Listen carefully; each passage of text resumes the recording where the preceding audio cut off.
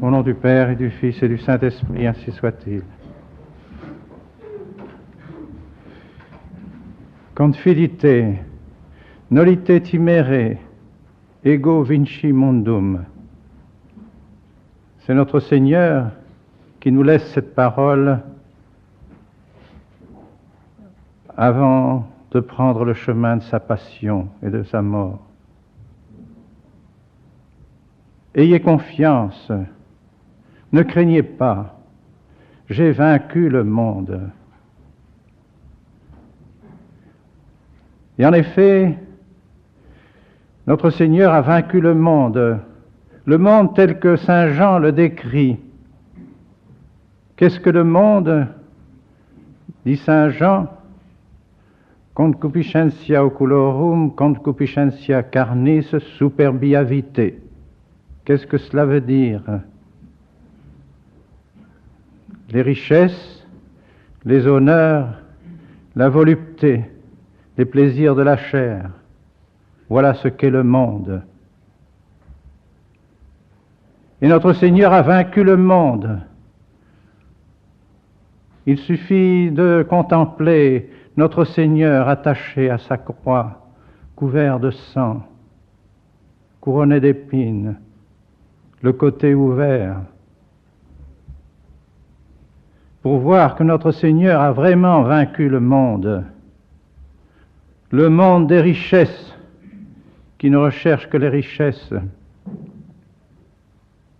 Y a-t-il plus pauvre que notre Seigneur sur sa croix? Le monde des honneurs, il y a-t-il plus humble que notre Seigneur mourant comme un condamné de droit commun?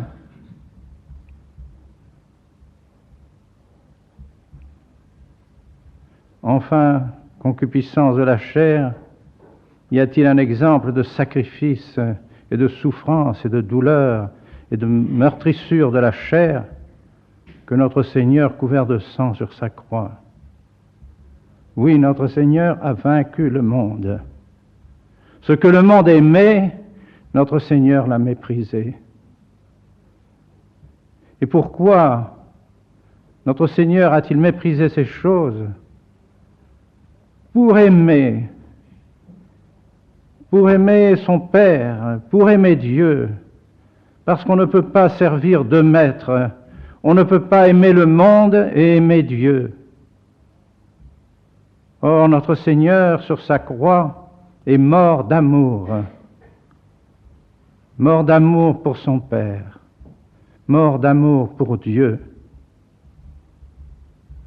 Et ses bras étendus, son cœur ouvert, nous montrent aussi qu'il est mort d'amour pour son prochain. Il y a donc toute une grande leçon dans la victoire de notre Seigneur sur le monde. Et parce qu'il a vaincu le monde, il a fallu aussi qu'il remporte la victoire sur le péché. Car ce qui est à la racine de cette déviation dans laquelle naissent nos âmes et ce qu'on appelle le monde, tout cela nous vient du péché originel. Et notre Seigneur, par sa croix, remportait la victoire sur le péché. Les hommes, jusqu'alors, n'avaient pas pu pénétrer au ciel. Désormais, par la voie royale de la croix, le ciel est ouvert. Les âmes peuvent suivre notre Seigneur et monter au ciel. Le péché est vaincu. Le péché est vaincu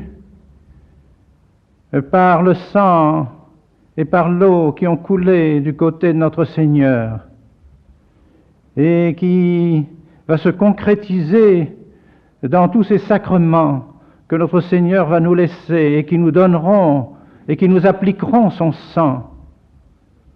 Dans le baptême en particulier, par toutes les âmes qui désormais, après la mort de notre Seigneur, seront baptisées, les âmes seront délivrées du péché originel. Elles pourront prétendre aller au ciel, suivre notre Seigneur. Notre Seigneur nous a délivrés du péché originel. Il nous délivre même de nos péchés personnels par le sacrement de pénitence, par le sacrement de l'extrême-onction et par le saint sacrifice de la messe, notre Seigneur nous délivre de nos péchés. Cependant, devons-nous penser que délivrés de nos péchés, nous pouvons désormais ne plus combattre, qu'il n'y a plus d'exercice spirituel à réaliser dans nos âmes? Non. Notre Seigneur aurait pu aussi faire disparaître dans nos âmes toutes les conséquences du péché originel et par conséquent nous éloigner de tous ces faux désirs, ces désirs désordonnés du monde. Notre Seigneur ne l'a pas voulu. Il a voulu, comme le dit saint Thomas, il a voulu que notre vie se passe à combattre, à souffrir, dans les épreuves, dans les tentations, dans les difficultés. Chacun de nous a son petit drame, son grand drame, le drame de sa vie spirituelle, le drame de sa vie intérieure. À quel point en sommes-nous vis-à-vis de Dieu, vis-à-vis de notre Seigneur? Nos âmes sont-elles pures? Nos âmes sont-elles remplies de grâce? Nos âmes sont-elles aimantes de notre Seigneur Jésus-Christ? Sont-elles aimantes de notre prochain? Remplissons-nous nos devoirs d'État? Sommes-nous obéissants à la loi de Dieu qui nous demande d'aimer Dieu et d'aimer notre prochain? À chacun de nous de faire le point, de savoir où nous en sommes et de combattre. Dans le combat, lorsqu'il y a une trêve, les officiers de l'état-major se réunissent et se demandent pourquoi la défaite a eu lieu à tel endroit, où se trouvent les points faibles de l'ennemi afin de reprendre le combat et de conquérir la victoire. Eh bien, nous aussi, nous avons à nous recueillir parfois dans notre vie, à faire des retraites pour savoir où nous en sommes et savoir comment combattre l'ennemi pour remporter la victoire avec notre Seigneur. Il faut que nous la remportions, il faut lutter, car si notre Seigneur a vaincu le monde, a vaincu le péché, il a vaincu aussi le démon.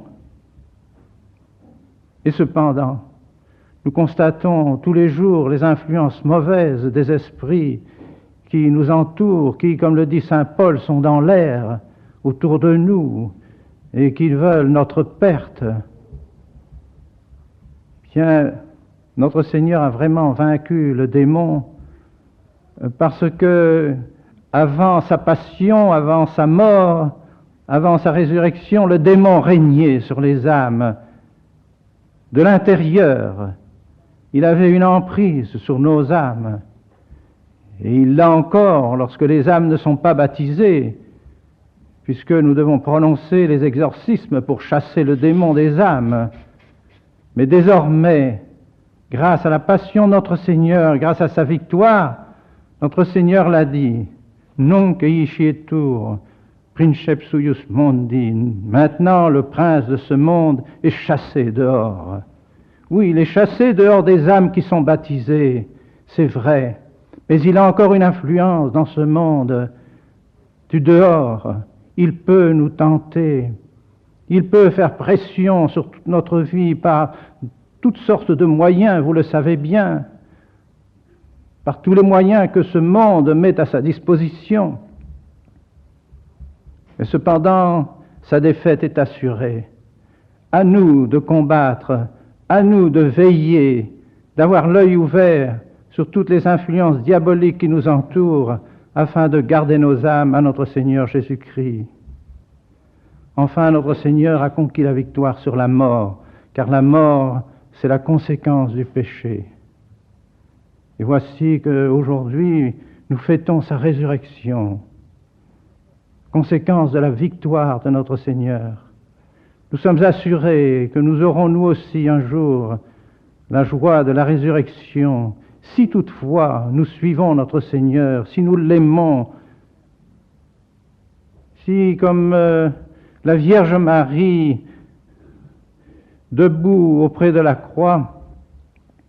Cette parole que je vais vous citer se trouve dans l'offertoire de Notre-Dame des Sept Douleurs, le jour de la fête de Notre-Dame des Sept Douleurs. Dilectus meus, candidus et rubicundus, totus spirat amorem.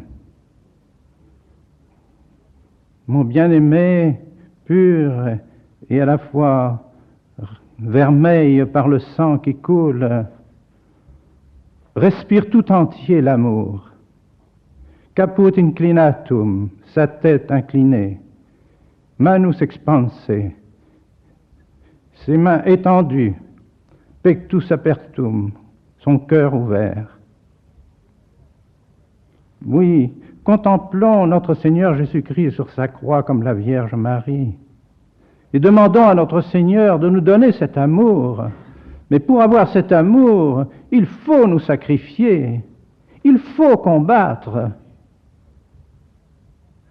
Toute la croix nous le montre. Si nous ne combattons pas, si nous restons passifs, si nous nous endormons, alors l'ennemi sera tout-puissant et viendra de nouveau s'introduire dans nos âmes. Et hélas, mes bien chers frères, aujourd'hui, c'est le grand drame de l'Église.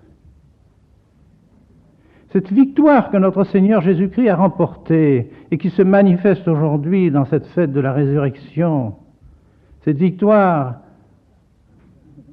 comporte nécessairement un combat gigantesque contre le démon, contre le monde, contre la mort, contre le péché. Notre Seigneur a triomphé. Mais ce combat continue. Et toute l'histoire de l'Église n'est que l'histoire de ce combat, avec des péripéties diverses. Mais aujourd'hui, n'est-on pas dans une heure de ténèbres, où le démon règne à nouveau, où l'esprit du monde est partout et s'infiltre partout? N'allons-nous pas à la mort éternelle? Et hélas, dans l'Église elle-même, on ne veut plus combattre. Il ne faut plus parler de combat, plus parler de pénitence, plus parler de renoncement, plus parler de mortification. Voilà le grand drame que l'Église subit aujourd'hui. On a déposé les armes. Alors le démon se trouve tout puissant parce qu'on ne le combat plus. On en viendra bientôt à dire que le démon n'existe plus, que le monde n'est pas si mauvais qu'on veut bien le dire, que ce monde est plein de bonnes intentions. Or nous savons qu'il est l'instrument du démon pour nous pervertir. Si le monde a haï notre Seigneur l'a dit, il l'a dit lui-même, ce monde aussi vous haïra. Alors si nous venons, nous, à aimer le monde nous aimera. Et par conséquent, nous nous séparons de notre Seigneur Jésus-Christ. Or, aujourd'hui, il semble que l'on soit plein de complaisance pour ce monde. Même les clercs, même les évêques. Je lisais hier une déclaration faite par un cardinal sur les droits de l'homme. Car désormais, il ne s'agit plus du décalogue qui nous dit d'aimer Dieu et d'aimer notre prochain. Il ne s'agit plus de parler de nos devoirs vis-à-vis de Dieu et vis-à-vis de notre Seigneur et vis-à-vis de notre prochain. Non, il ne s'agit plus que des droits de l'homme. Et à quoi se réduisent ces droits de l'homme qui sont soi-disant nécessaires pour la dignité humaine? Au partage des biens de ce monde. Il faut partager les biens de ce monde. Voilà, ça se réduit à cela, les droits de l'homme. C'est cela que notre Seigneur nous représente sur sa croix. Notre Seigneur nous demande précisément de mépriser les richesses de ce monde.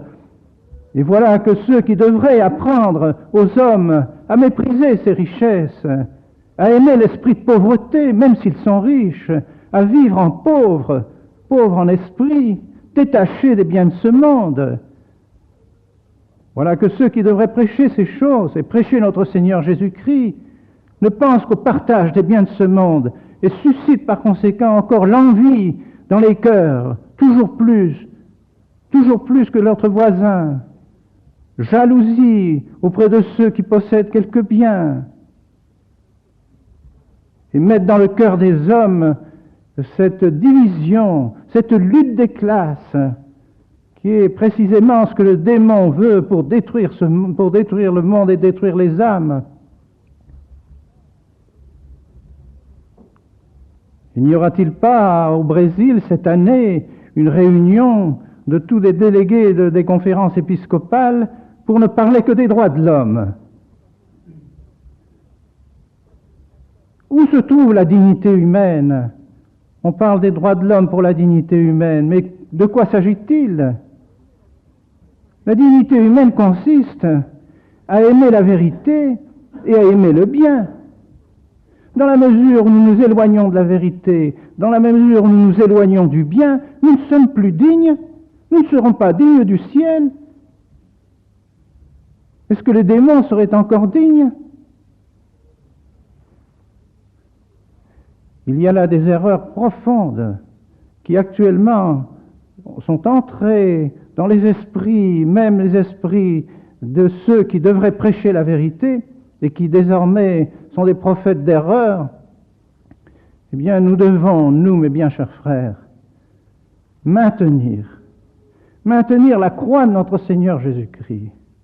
Méditer tous les jours la croix de notre Seigneur Jésus-Christ, la mettre partout, dans nos chambres, dans nos maisons, à la croisée de nos chemins, que la croix de notre Seigneur Jésus-Christ règne et soit partout devant nos yeux, afin que nous ayons cette leçon continuelle que notre Seigneur Jésus-Christ nous donne d'une manière si admirable. Lui qui est riche, car il est le créateur de toutes choses, tout lui appartient. Il a voulu vivre pauvre et mourir pauvre. Lui qui aurait dû avoir tous les honneurs du monde, toute l'humanité aurait dû venir se précipiter à ses pieds et lui rendre gloire et honneur. Il est mort comme un malfaiteur. Et lui qui possède toutes choses aurait pu s'offrir tous les plaisirs légitimes que le monde peut offrir. Il a voulu périr, baigner dans son sang. Voilà l'exemple que nous donne notre Seigneur Jésus-Christ, si nous voulons vivre vraiment chrétiens. Voilà ce que vous, mes bien chers amis, vous prêcherez plus tard, la croix de notre Seigneur Jésus-Christ. Comme saint Paul, que prêche-t-il? Jésus et Jésus crucifié.